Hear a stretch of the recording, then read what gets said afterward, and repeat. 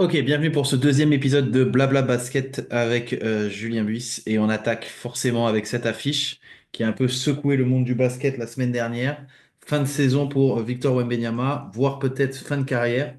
C'est ce dont on va discuter un petit peu aujourd'hui pour essayer de comprendre ce qui lui est arrivé, les mécanismes et les causes possibles de la blessure qui lui est arrivée et forcément les conséquences pour sa saison, sa carrière, sachant que ça va forcément impacter à la fois son club, donc les Spurs et évidemment l'équipe de France. Pour ceux qui connaissent pas Victor Wembanyama, donc on a Julien qui va venir le présenter et qui va également un petit peu expliquer ce qui lui est arrivé. Alors on espère tous que c'est pas la fin de sa carrière, sinon on déménage tous à Zanzibar, on achète une ferme et on cultive des aubergines. Non, plus sérieusement, c'est notre tour Eiffel du basket français, c'est notre égérie, la star des 20 prochaines années mondiales du basket. Il est capable de tout faire, il joue comme un extérieur, il a les meilleurs atouts des plus grands pivots de la NBA. Il peut voir, passer, contrer, dunker, tout ce que vous voulez. Et en plus de ça, c'est un athlète hyper intelligent en dehors du terrain, toujours en train d'essayer de faire et de découvrir d'autres choses. Donc vraiment, un athlète et un homme complet.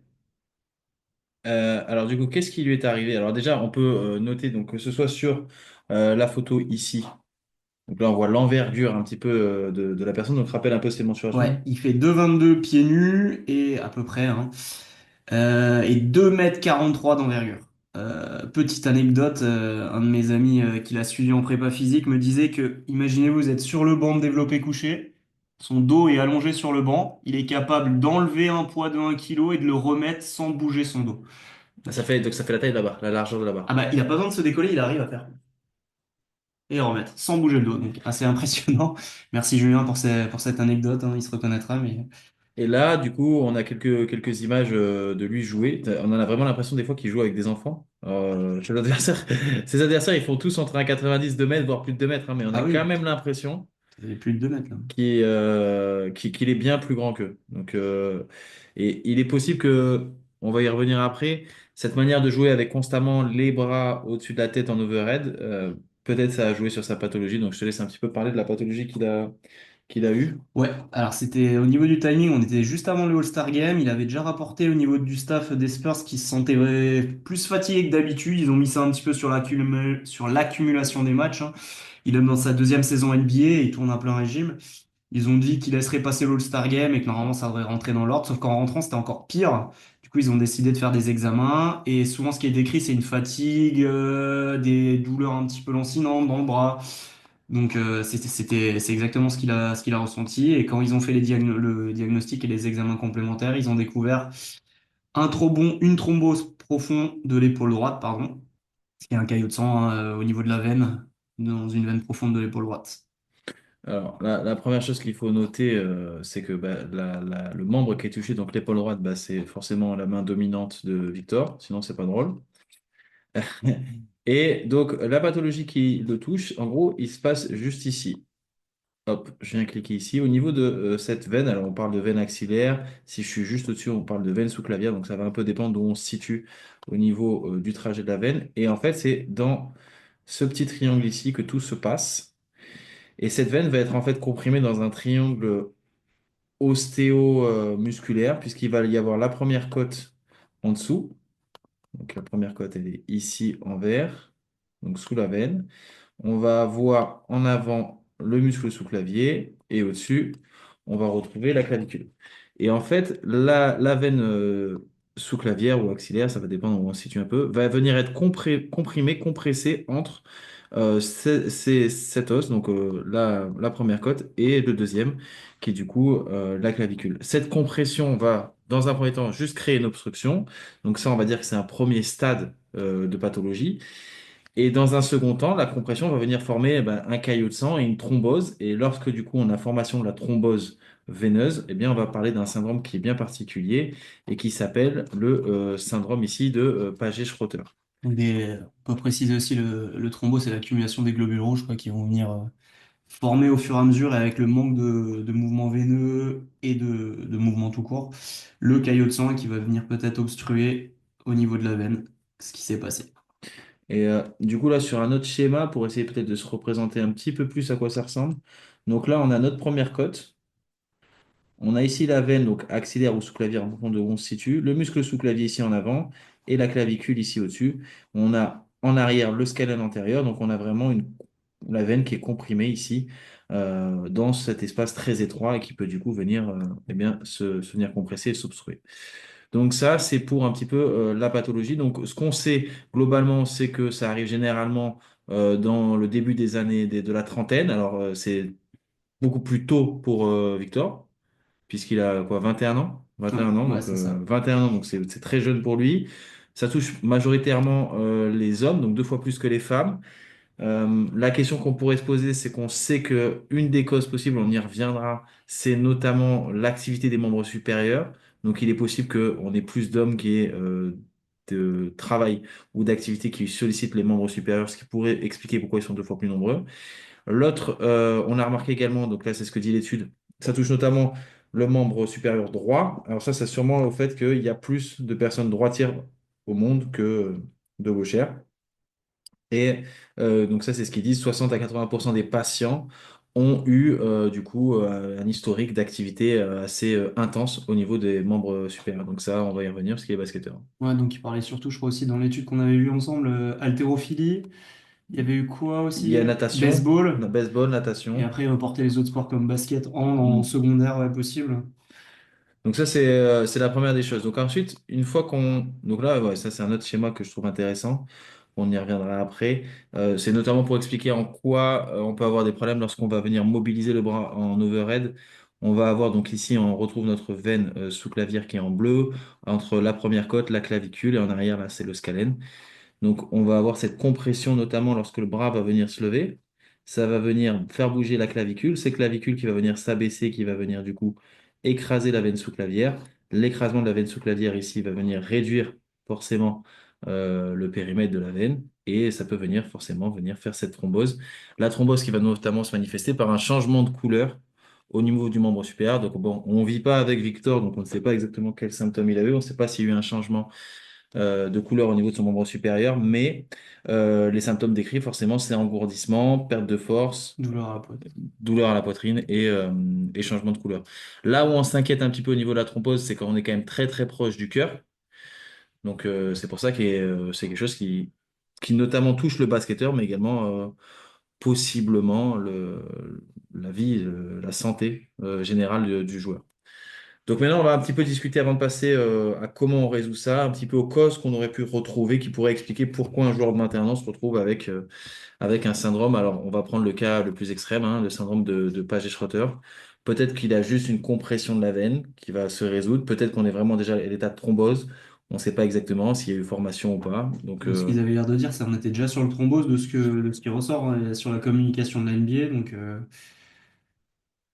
bah, si on est déjà sur la thrombose, on est déjà sur ce syndrome-là. Donc ensuite, on verra un petit peu comment on va le traiter. On va discuter un peu des causes. Julien, si tu veux démarrer sur les causes possibles. ouais, alors il parlait, tout ce qu'on a recherché, il parlait, bah, il y a un facteur génétique. Alors, jusque-là, on connaît pas ses parents, même s'ils étaient sportifs de haut niveau, ça, on peut pas vérifier. Mais déjà, parce que par rapport à ce que tu disais, les hommes plus que les femmes, la ceinture scapulaire, on sait qu'elle est plus forte chez les hommes. Donc, Mhm. ça va être tout ce qui est épaule omoplate chez les mecs, on est beaucoup plus fort. Donc, ça peut expliquer aussi pour ça, il y a plus d'hommes. Donc, il y a le côté génétique, mais ça, nous, on va pas s'aventurer sur ce terrain-là. Il parlait aussi de. On a vu que le scalène qui s'insère sur la côte aussi peut venir fermer le triangle hein, aussi, Mhm. remonter. On peut rajouter à ça le fait qu'ils prennent beaucoup l'avion. Bah forcément, ils se déplacent dans tous les États-Unis, encore là pour le All-Star Game. On a vu que le fait d'être en avion, en fait, ça venait diminuer, enfin, augmenter, pardon, la possibilité d'avoir un caillot de sang. Il y a aussi ça augmente la déshydratation. Et ça, on sait que c'est pas bon pour les parois artéroveineuses. Donc ça peut aussi jouer. Il y avait un cardiologue qui parlait de plusieurs facteurs et pas seulement une cause chez Victor.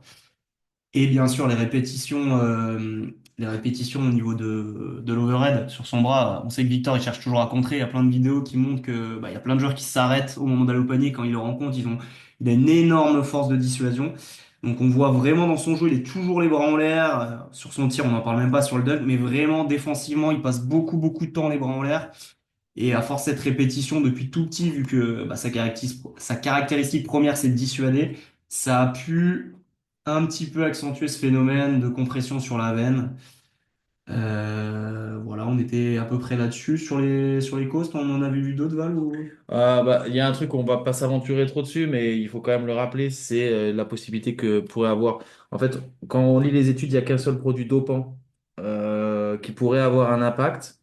Loin de nous l'idée de dire que il en a consommé ou il en consomme, mais on sait que la prise d'EPO, en tout cas c'est le principal qui a été cité dans les études, bah parce que l'EPO tout simplement va favoriser la production de globules rouges.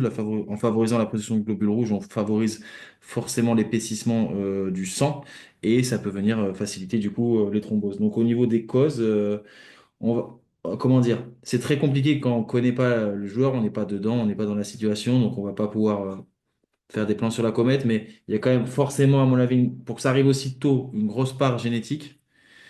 Et ensuite, comme le disait Julien, l'activité qu'il va avoir en overhead, donc les bras au-dessus de la tête, à constamment lever les bras, il est possible que ça ait forcément joué là-dessus. Et après, on en parlait cet après-midi, mais on a vu qu'il a pris 11 kilos en 18 mois et on entend beaucoup, ouais, il a fait trop de muscu, etc. Alors, je sais pas toi, moi, je partage pas cet avis parce que déjà, le seul muscle qui peut, enfin, les deux muscles, c'est vraiment des muscles très fins. Le sous-clavier, c'est impossible de l'isoler quasiment.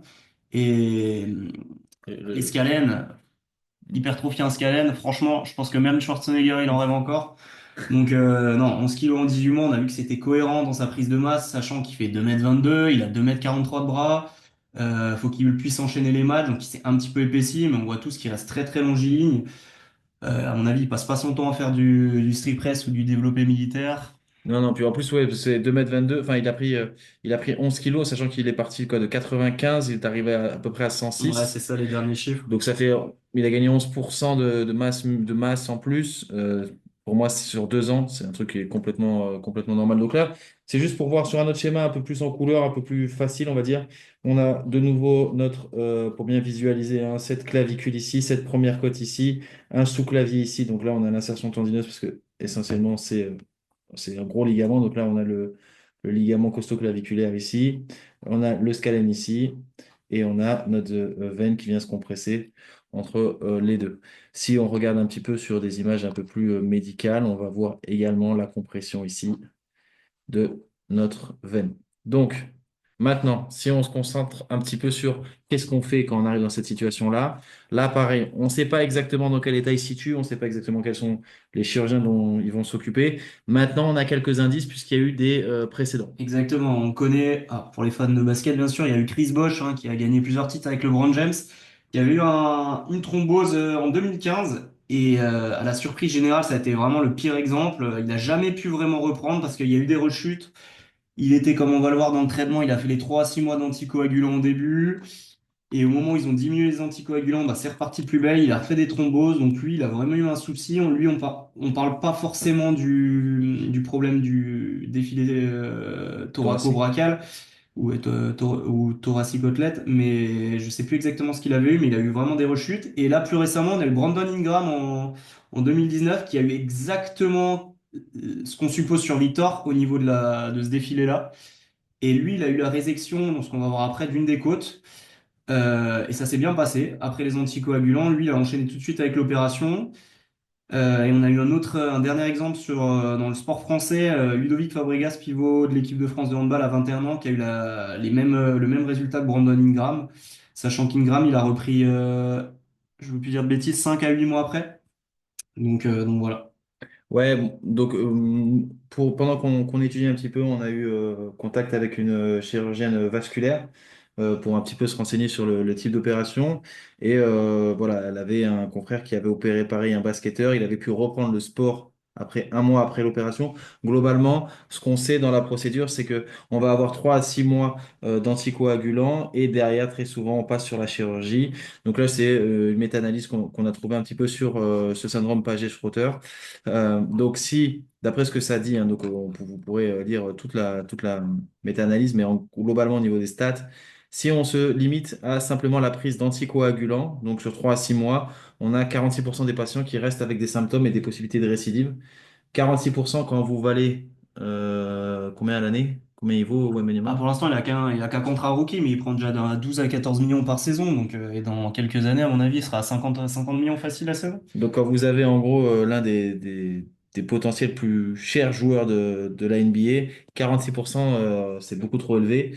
On voit par contre derrière qu'il y a 96% des patients qui ont été traités avec la prise d'anticoagulants plus la résection, enfin le cathéter plus la résection de la première côte, qui se sont retrouvés derrière sans symptômes. Donc ça, pour le coup, Ça va être la décision qui va être prise, à mon avis, dans les prochaines semaines. Ils vont le mettre sous anticoagulant direct, mais ils vont, selon l'évolution, à mon avis. probablement passer à l'opération derrière. Donc pour se repérer un petit peu sur l'opération, ce qui se passe, parce que c'est pas une opération anodine, hein. C'est-à-dire que je vais un petit peu enlever là au niveau de la couche musculaire pour qu'on puisse un petit peu se repérer. J'avais mis un petit peu le tissu nerveux ici aussi parce que certains ont peut-être déjà entendu parler du défilé cervico-brachial, mais au niveau nerveux, donc ça va entraîner des fourmillements et des engourdissements au niveau du bras également.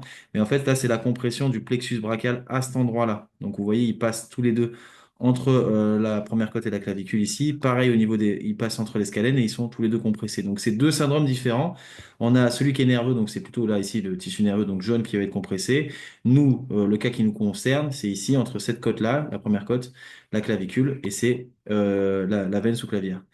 Donc, ce qui se passe au niveau de l'opération, c'est qu'on va tout simplement venir réséquer cette première côte. Alors, elle se fait, c'est une résection qui est totale ou partielle, ça va dépendre un peu des techniques chirurgicales, mais dans tous les cas, on va venir enlever cette première côte.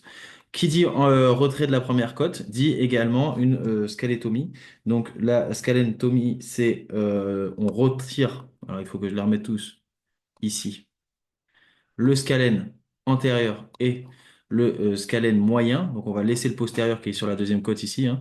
Mais l'antérieur et le moyen sont retirés. Donc ce qui veut dire qu'à mon avis, même si on retire que partiellement la première côte, ben, on doit la retirer au moins jusqu'à l'arrière du scalène moyen. Donc on retire la première côte, on enlève les deux scalènes ici, et ensuite on effectue une décompression. Donc c'est à ça que ressemble la chirurgie. On a posé la question un petit peu, qu'est-ce que deviennent les muscles qui s'insèrent sur la première côte? Est-ce qu'ils sont réinsérés ou pas? Globalement, ils ne sont pas réinsérés. Donc, comme on disait majoritairement, bah, c'est le sous-clavier qui est ici, qui se retrouve sans attache. Est-ce que c'est grave ou pas? Ça pose la question, notamment pour cette articulation, à mon sens, sternoclaviculaire, parce qu'il sert de gros ligament et de maintien au niveau de l'articulation sternoclaviculaire. Il faut voir comment ça résiste ensuite. On a quelques fibres du dentelé antérieur qui s'insèrent également sur cette première côte, qui ne sera pas réinsérée. Et Donc, si on veut être un petit peu plus précis avec nous, les kinés, c'est clair que si une fois il se fait une acromioclave et il n'a plus de sous-clavier, donc une acromioclaviculaire, c'est-à-dire la clavicule ici. et l'acromion qui ont Ah, pardon. l'acromion qui ont une entorse, il y Ici. a une distorsion ou une rupture des ligaments. C'est derrière en plus, il n'y a plus le muscle qui abaisse la clavicule. Mm.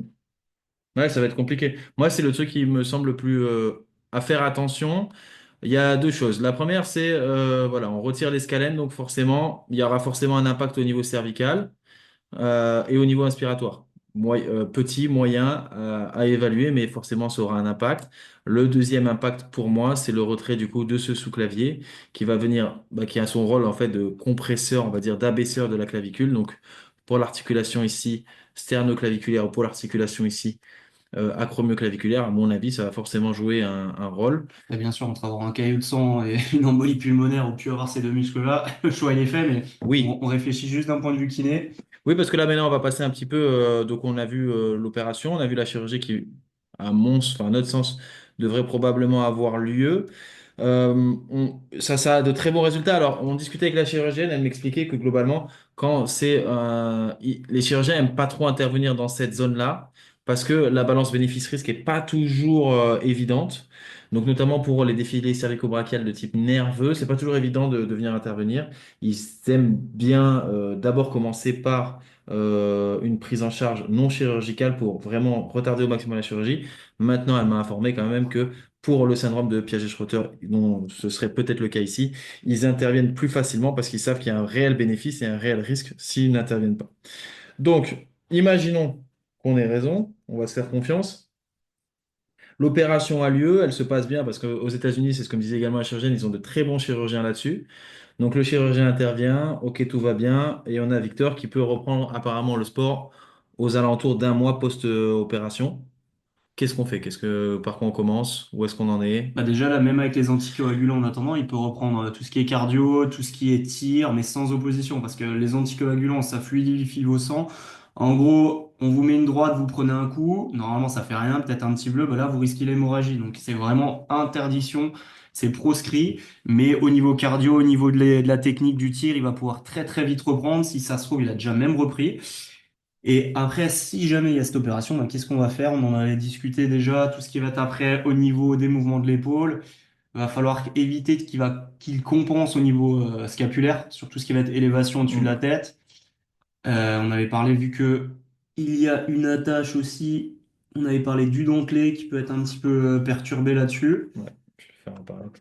Au niveau cervical à voir, alors après les scalènes, je pense que ça peut être moins, je pense que ça peut être compensé par les plus gros fléchisseurs et les profonds. Sur la respiration, c'est que c'est des muscles qui aident à l'inspiration lors de gros efforts, mais ils élèvent surtout la première côte, donc à voir aussi. Je pense que les effets secondaires ne seront pas très très importants. On avait vu. Bah après, c'est ouais, après mon avis.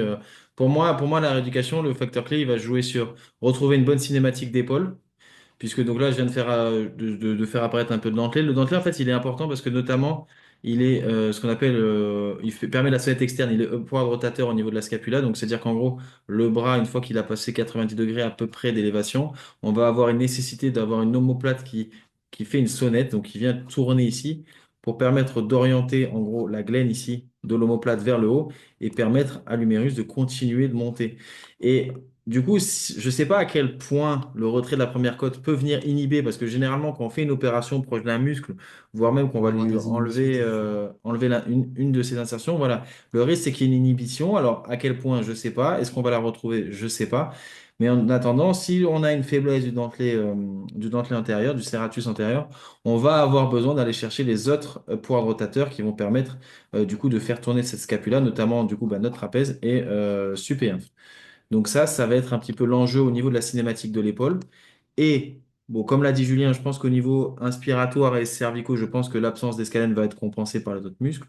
Maintenant, le dernier point, et ça c'est ce qu'on a parlé, ça va être au niveau des articulations, donc qui touche au niveau de la Ouais. clavicule. Au niveau acromioclave, on va peut-être faire comme sur Mm. en prévention. On va Mm. essayer de créer un petit peu plus de masse au niveau du deltoïde. Bah, l'idée, ça va être, ouais, comme en gros, à mon sens, sur la l'acromioclave, on n'a pas des masses de choses à faire, hormis travailler sur les trois gros muscles qui s'insèrent et qui jouent Ouais. sur cette acromioclave, à Trapezius, savoir, deltoïde, voilà, bah, ces trois gros muscles-là. Donc, on a, bon, ça, et je peux l'enlever. partie claviculaire du pec. On est ici. Donc, là, l'articulation acromioclave, elle est juste là. On va avoir notre deltoïde ici. Hop, partie acromiale, partie claviculaire et partie acromiale. On va avoir notre trapèze supérieur ici qui va venir également jouer. Et puis on a le pec ici qui joue également sur l'articulation au niveau claviculaire. Pareil au niveau bah, sterno-claviculaire, il va falloir venir s'assurer que notre pec, je pense qu'on va avoir, il y a moyen qu'il se retrouve avec d'énormes pecs, Victor. Mais je pense que, il va falloir vraiment qu'il ait des pecs importants pour tout stabiliser et remplacer ce clavier qui va disparaître, quoi. Bon, après, là, au niveau kiné, là, c'est vraiment plus pour expliquer. Au niveau kiné, ça va être surtout l'acte chirurgical qui va être important et le suivi. Là, je pense que les physios, ils vont juste s'occuper de tout ce qui va être bah, lutter contre le déconditionnement. Et après, ce qu'on a parlé au niveau articulaire pour tout ce qui va être préventif. Après, il y a les échéances qui arrivent. On sait tout ce qu'il y a l'Eurobasket. J'avais dit une petite de. C'était pas tout à fait juste ce qu'on avait parlé la dernière fois. C'est pas 2026, hein, l'Euro. C'est bien cet été en 2025. Sachant que Mathias Le Sort sera peut-être pas forcément revenu ou à son meilleur niveau si en plus la France est amputée de Victor. Alors il parle de fin de saison les Spurs. Forcément la Fédé espère revoir Victor. Il pense que ça peut passer si c'est juste des anticoagulants au niveau du traitement.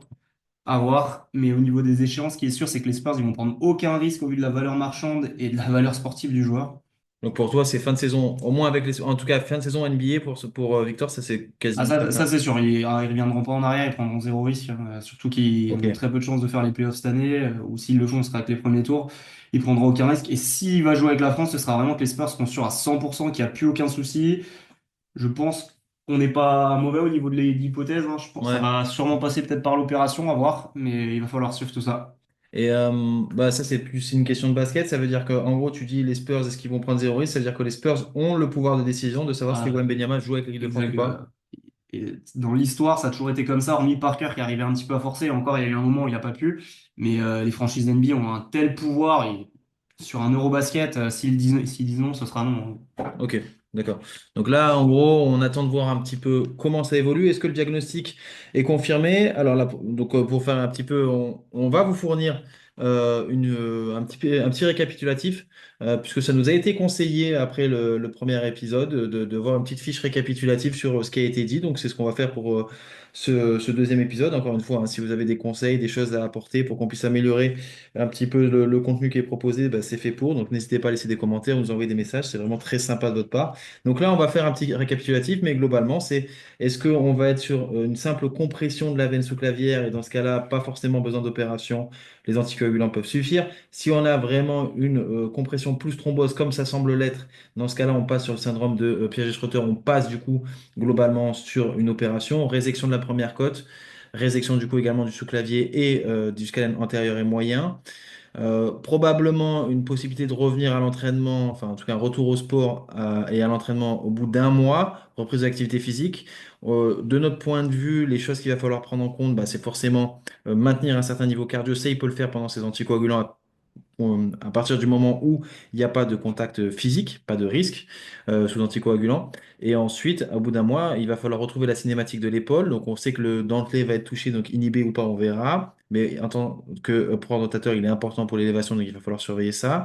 L'absence du sous-clavier va pouvoir venir jouer sur les articulations costaux, sternoclaviculaires et acromioclaviculaires. Et il faut s'assurer que la chape musculaire qu'on va avoir, donc la chape trapézo-deltoïdienne au niveau du coup ici acromioclaviculaire tiennent le coup et au niveau du grand pec, au niveau sternoclaviculaire tiennent le coup également. Ça va être les prochains mois qui vont nous le dire. Est-ce qu'il sera apte à jouer l'Euro avec la France? On le verra cet été. Tout cas, on fera le point la prochaine fois. Hâte de voir l'évolution. Voilà, donc merci Julien pour ce nouvel épisode. Je voulais faire une petite pensée pour mon slice, Sylvain Sautier, qui a rechuté, qui vient malheureusement de se faire les croisés. Donc on pense fort à toi et on sait que tu reviendras encore plus fort.